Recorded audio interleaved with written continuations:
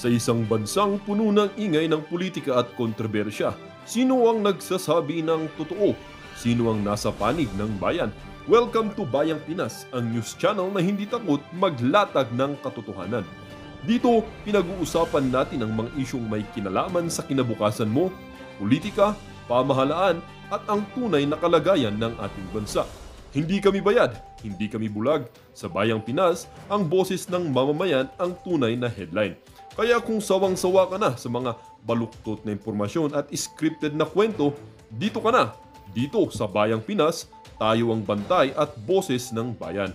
Kung gusto mong manatiling mulat at informed, don't forget to like, share, and most importantly, subscribe dahil sa panahon ngayon, ang kaalaman ay kapangyarihan. Ito ang Bayang Pinas, balitang totoo, pusong makabayan para sa sambayanang Pilipino. Tara na't alamin ang tunay na balita. Defense Secretary lumabas na noong over the weekend, no? Sa kalye. At talagang inamin na mismo ng Chief of Staff ng Armed Forces of the Philippines na maligalig na ang kalagayan ng mga sundalo. Hindi kasi tayo nakinig kay BP Sara Duterte. Ito sinabi niya Anong tanong? Message na lang po, ma'am. Kung meron kayong message sa taong bayan. Well, hopeless. Hopeless. Sabi ko, we are on the road to hell. This country will go nowhere. I'm telling you. Walang papupuntahan itong bayan na ito. Wala silang ginagawa. Pahayag na ang Iglesia ni Cristo tungkol sa... Wala daw po silang ginagawa, mga reaction, hopeless. Tama nga naman no? Ano mangyayari sa bayan ito? Tingnan niyo po ang nangyayari nako. Tingnan niyo ang nangyayari sa bayan natin. ng Iglesia ni Cristo tungkol sa mga investigasyon ng malawakang katiwalian sa mga flood control projects. Ang Iglesia ni Cristo ay payapang nagmamasid sa kasalukuyang nagaganap sa Pilipinas. Kalakip ang pananalangin sa Diyos na sana ang makapamayani sa ating bansa ay ang kapayapaan at katarungan. Ang mga pagtatalo-talo at pag-aalitan na ibinunga ng malaking eskandalo ng katiwalian sa libu-libong flood control projects ng kasalukuyang administrasyon at ang mga pag-aawayang pampulitika ang dahilan ng mga kaguluhan ngayon sa ating bansa. Nakita namin ang ginawang hakbang ng pamahalaan sa layuning alamin ang punot dulo ng mga napaulat na mga anomalya sa mga nasabing proyekto.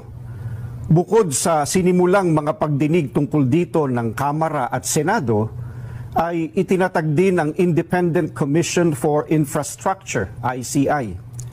Tulad ng maraming Pilipino, naghihintay din kami hindi lamang sa magiging resulta nito na dapat ay totohanan at mapagtitiwalaan, kundi kung paano ito maisasagawa ng walang pag-aalinlangan. Gaya ng nararapat, kailangang mapanagot ang pinakaugat ng mga pagnanakaw ng daan-daang bilyong piso sa kaban ng bayan sa panahon pa naman ng paghihirap ng mga mamamayan. Ito ay para mailapat ang katarungan at harinaway upang hindi na tularan pa ng iba.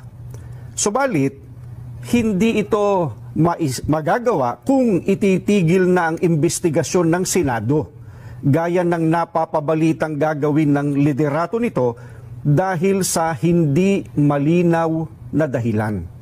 Gayun din, hindi rin makatutulong ang investigasyon ng ICI sa palihim nitong pag-iimbestiga. Ano pat anuman ang maging resulta nito ay posibleng hindi maging katanggap-tanggap sa mga mamamayan at makadagdag lamang sa nagaganap na kaguluhan at kawalang katiyakan. Kailangang bukas at dapat masaksihan ng sambayanan ang mga pagdinig sa isinasagawang investigasyon.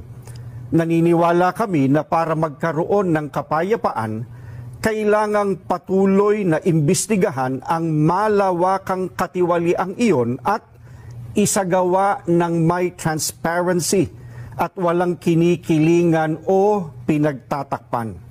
Isa itong kahayagan ng sinseridad ng mga kinauukulan. Nakalagda po ang kapatid na Eduardo V. Manalo, ang tagapamahalang pangkalahatan ng Iglesia ni Cristo. Maraming salamat po. Naku, hindi na rin po mapakali ang iglesia. Hindi na rin po mapakali sa nangyayaring katarantaduan ng ICI na hindi po nilalantad sa atin sa ginagawa nilang investigasyon na walang transparency. Yan po ba'y gustong gawin ni Remula, transparency?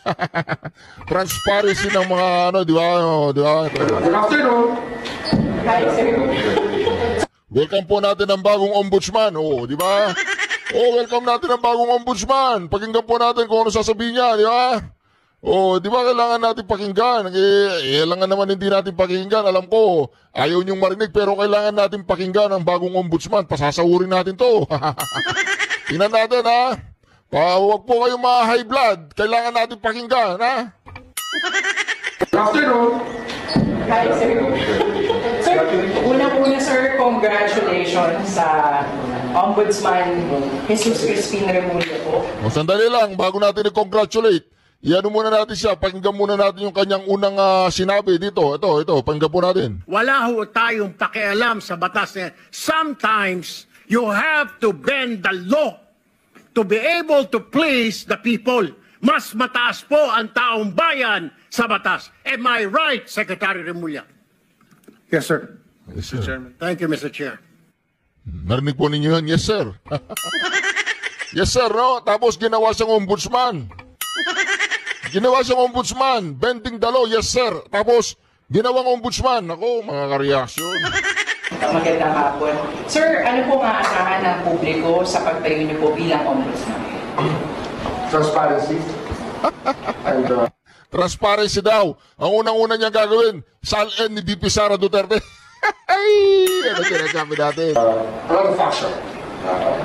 And probably, transparency, more openness from the office. I think the people want to know. Gusto nung nalaman ng taong bayan ng ginagawa ng ombudsman. Kaya, papaliwanag natin sa kanila yung ating ginagawa. Para malaman naman ng mga kababayan natin na may kapislinan ka naman. Secretary, when you say transparency, you are open to the meeting. Magkakaroon ng ganung media office. I think that there will be more interviews and more news coming from the Ombudsman's office when we step in. I think it's a necessity that is there sapagkat yung tao naghahanap talaga ng transparency and accountability sa taong bayan. At nung hiningi ko yung trabaho nito, yun ang sa isip ko talaga na yung accountability makalakas natin sa lahat. Bukod sa iba pang mga tungkulin na pwede nating gampanan sa pagiging ombudsman. Hindi lang naman ito prosecutorial. It also, as the voice of the people, yung mga kinakailangan gawin ng gobyerno ay dapat sinusubaybayan din ng ombudsman. What are your priority cases, Secretary? Ito muna tayo. We're entering the midst of a firestorm. Siyempre, then let's sort out this mess that we're in right now. At hanapan natin ang sagot at hanapan natin ang mananagot. Sagot at mananagot. Sir, ang dadatnan niyo po mga reklamo na sir yung mga flood control. Ano po sir yung aasahan po ng publiko? Unang-una, napag-aralan na namin ang ibang problema niya, hindi naman lahat. At least, yung first district ng Bulacan na DPWH, napag-aralan na namin ang problema. You've studied it here already. So, ang mahalaga kasi ngayon sa rules ng Ombudsman, may fact-finding.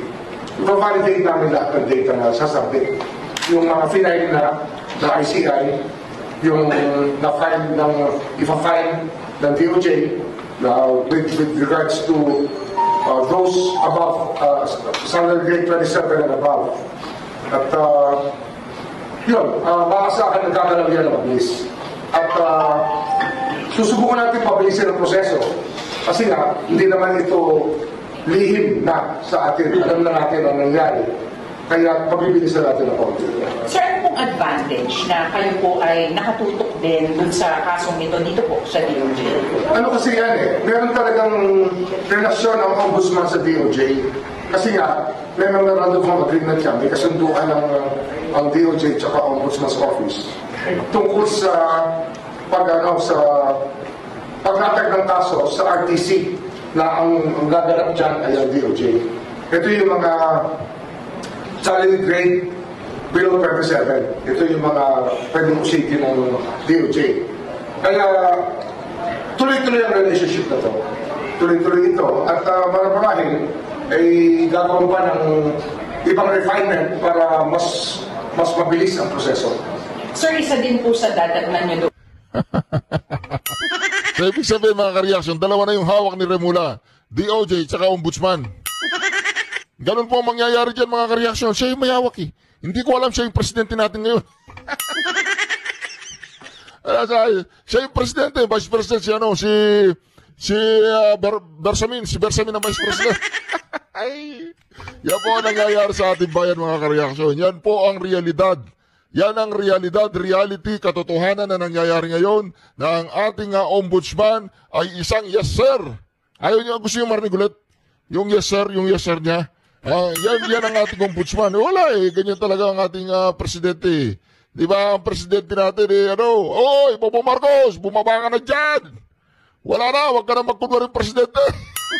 Wala ho tayong pakialam sa batas. Sometimes you have to bend the law to be able to please the people. Mas mataas po ang taong bayan sa batas. Am I right, Secretary Remulla? Yes, sir. Mr. Chairman. Thank you, Mr. Chair. Yan po ang dahilan mga ka-reaction kaya ako laging pinapalabas to. Ito ang dahilan. Kasi alam ko na magiging ombudsman si Boying Remula. Kaya ko lang pinapalabas ito mga ka-reaction sa ating video araw-araw para ma-remind kayo, ma-remind ang ating mga kababayan na kung anong klaseng trabahante meron tayo sa ating bayan. Isang senador na walang utak. Isang DOJ na ombudsman na agresya doon sa walang utak. Good afternoon. Yan lang. Tapos ka na. Ito, yan. Isa pa yan. Ako. Si Wambol, isa pa yan mga ka-reaction. Ako, mga ka-reaction, sinasabi natin. Isa pa to, naku po, yan na pa yung sinasabi natin eh. Banggit namin ni Senator Lacson. At saka karamihan naman sa mga majority. Pinag-uusapan pa ng mayorya kung sino ang papalit na mamumuno sa Senate Blue Ribbon Committee. Ito ay sa gitna ng mga investigasyon na ginagawa ng komite kaugnay ng maanumalyang flood control projects ng pamahalaan.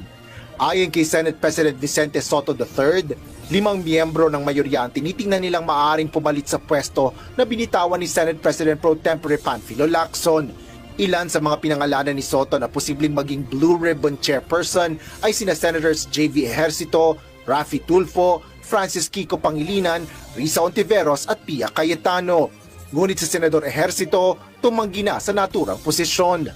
Una-una, nagpapasalamat ako sa tiwala for considering me for such a very important committee, lalo Blue Ribbon. No? Kaya lang, alam ko limitasyon ko, mas marami ang tingin kong mas may kakayanan ang mag-lead ng di ba? Wala silang makitang Blue Ribbon Committee Chairman ngayon.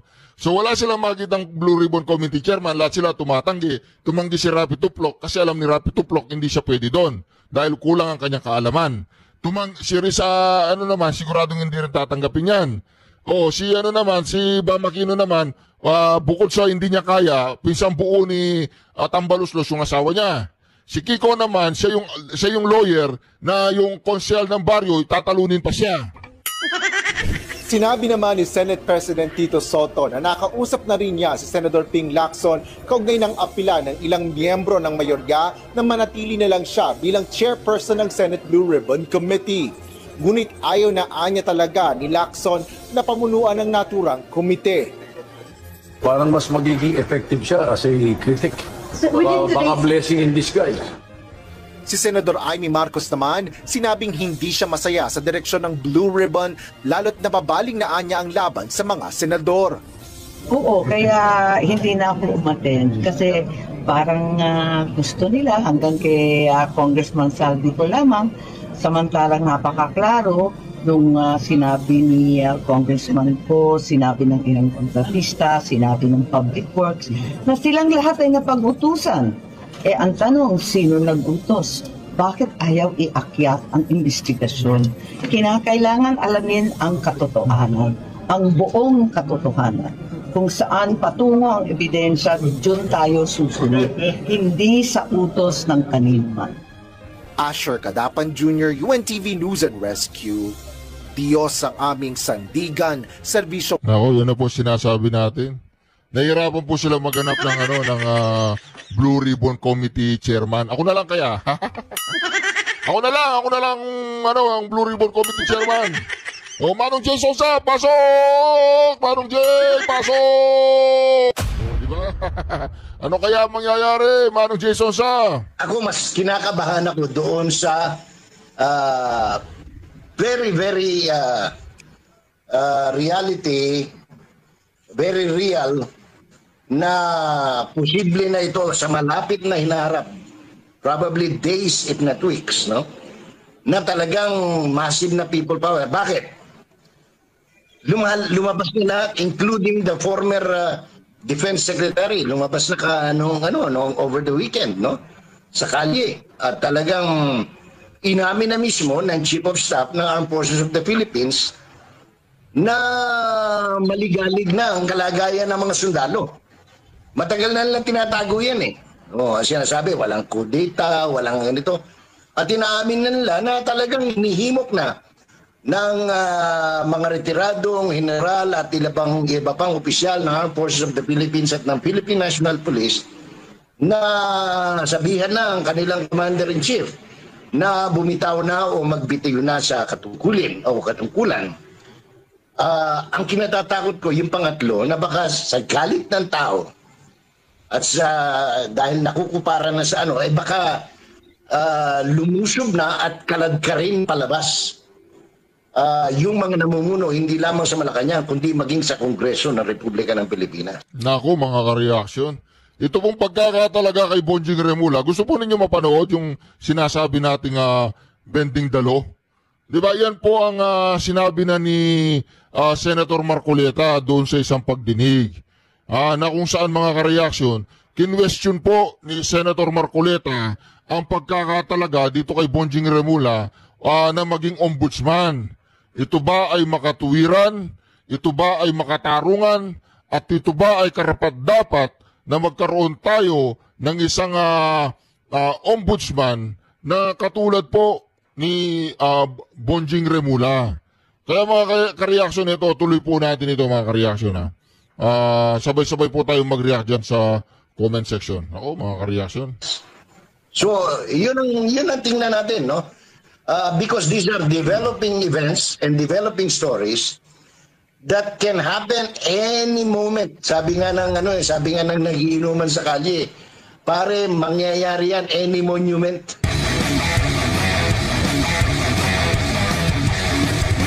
Dahil nga daw nawawala na ng tiwala ang taong bayan sa mga politiko mula presidente hanggang sa mga kongresista, nais ngayon o isinusulong ni Senator Alan Peter Cayetano na magkaroon ng snap elections. Ano bang nakikita po ninyo dito? Pwede naman. Ginawa na yan. Ginawa ni Presidente Marcos yan noong 1986, no? Kaya ako natatawa doon sa mga statement ng iba na wala namang batas dyan eh. It's not in the Constitution. It all depends on Congress and the President. Pag sinabi ng concurrent resolution ng Congress na calling for asking the President or authorizing the President to call for a snap election, that doesn't make it illegal. Ginawa na natin yan eh. Alam mo, magiging pangit lang yan kung hindi pa nagawa. Meron na tayong may footprint na tayo sa kasaysayan ng Pilipinas. Nangyari na yan noong 86. Ngayon, yung mga ayaw na ganyan, siguro ayaw nilang magalaw sa kanilang posisyon, ayaw nilang magsakripisyo para sa bayan. You know, i-discuss yan on the basis of kailangan ba ng bansa ngayon yan, no? Alimbang gugustuhin natin. Yung magkaroon ng snap election, mag-resign lahat muna, tapos magkaroon ng ng pagsasakripisyo para sa bayan, o magkaroon ng people power para mapatalsik yung gusto nating mapatalsik, or magkaroon ng coup d'etat which is bloody, so choices natin yan as a country and as a people, no? So kasi wala na, hindi na natin mababago. Ako, in all honesty, Jade, Admar, malinaw naman malinaw na, no? Hindi na kailangan ng iba pang patunay. Yung ating pambansang gastusin nitong taon na ito ay ninakaw ng Kongreso at ng Presidente. Walang cover-cover na pagsasalita yan. The people's money, the Filipino budget for 2025 was stolen together by the 19th Congress and the President. Malinaw yan. Magmula sa submission ng NEP, napunta sa General Appropriations Bill, hanggang sa maging General Appropriations Act na pinirmahan ng Pangulo. Hindi siya pwedeng maghugas kamay dahil siya ang nag-submit. Siya nag-aral primero, sinadmit niya sa Kongreso, sinabi niya, aprobahan niyo yan. Nagsingit yung mga congressman. Ni-review niya 10 days. Remember, humingi siya ng 10 days pagkabigay sa kanya ng Kongreso. Di ba? Ang daming pictures niyan. O, hinimay daw niya. Hinimay niya lahat. Sinabi niya, nagkaroon siya ng speech, di ba? O, pagkatapos, pinirmahan niya. Sa makatuwid, pumapayag siya doon sa mga insertions, doon sa mga unprogram, doon sa mga ayudang walang kakwenta-kwentang pinagkakitaan ng bilyon-bilyon.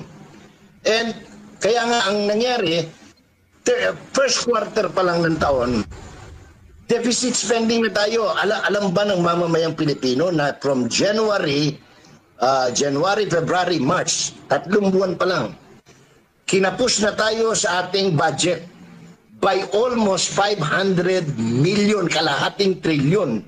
Kaya nga noon pa lang nangutang na itong kasalukuyang administrasyon para lang may panggastos. In other words, gumagastos po tayo ng walang pera, walang kinikita. Nangungutang lang tayo para meron na naman silang nakawin. Sorry for using the word, no? Manong Jay, mayong buntag si Admar po. Nakikita niyo po ba na parang sinubukan lang, parang inaalog lang itong sitwasyon ngayon para makita kung ano yung kanilang magiging komento? Kasi sentro pa rin ng debate yan kung legal ba, constitutional ba ang snap elections, dahil nung nangyari po yung snap elections, wala pa po yung 1987 constitution natin, 1986 pa ata yung nangyari yung snap elections, so maaaring magbago. Pero ang sinusubukan lang dito is yung, kasi kung babalikan mo yung panukala